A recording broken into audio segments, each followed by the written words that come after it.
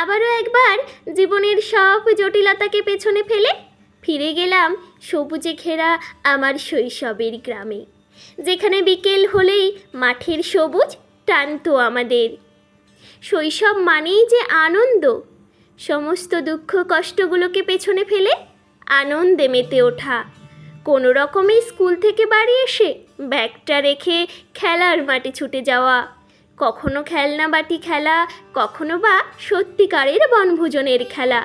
সবাই মিলে বাগানে কাঠ কুড়োতে যাওয়া, কেউ আনে তেল নুন, কেউ বা আনে ঝাল, সব মিলিয়ে তৈরি হয় বনভোজনের খেলা। কেউ কাটে পেঁয়াজ, কেউ বা ছাড়াই রসুন, গল্পে গল্পে হয়ে যায় সমস্ত কাজ। শুরু হয় রান্না বান্না, কেউ জ্বালায় উনান, কেউ বা আনে জল, কেউ বা আবার খুন্তি নাড়ায়। এইভাবেই চলতে থাকে বনভোজনের কাজ। মাঝে মাঝে মনে হয় আমি যেন হারিয়ে গেছি শৈশবের সেই আনন্দে।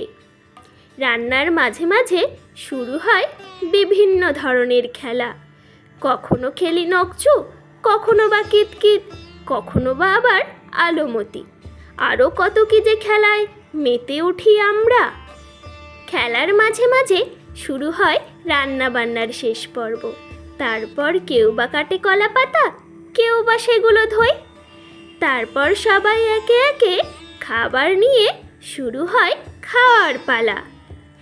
খেতে খেতে কত না মজার মজার গল্প শুরু হয়ে যায়। শৈশব মানেই যে আনন্দে ভরা দিন। গ্রাম মানেই সবুজে ঘেরা চারিদিক, গ্রামে মাটির গন্ধ। গ্রাম মানেই বাতাসে সবুজ গন্ধ ভেসে আসা। গ্রাম মানেই সবুজে ঘেরা ফসলের মেলা। গ্রাম মানেই আমাদের সবুজে ঘেরা সোনালি দিনের হাতছানি। পড়ন্ত বিকেলে মাঠের গরুকে ঘরে ফিরিয়ে আনা, মেঘলা আকাশ আর ঝিরি ঝিরি বৃষ্টি, সবাই মিলে এক জায়গায় বসে মজার মজার গল্প। সন্ধ্যা নামার আগে কচু পাতা বা কলা পাতা মাথায় দিয়ে ঘরে ফেরা, কোনো রকমে হাত মুখ ধুয়ে মায়েদের মাঝে বসে গল্প শোনা আর চাল ভাজা খাওয়া। খাওয়ার শেষে টিমটিমের আলোয় পড়তে বসা।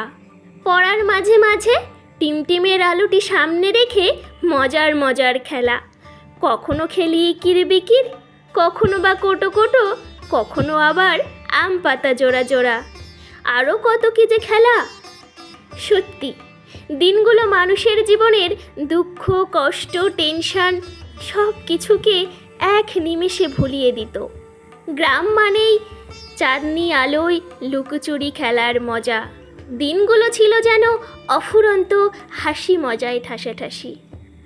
পড়ার শেষে টিম টিম হাতে নিয়ে পাড়ায় গিয়ে বসা।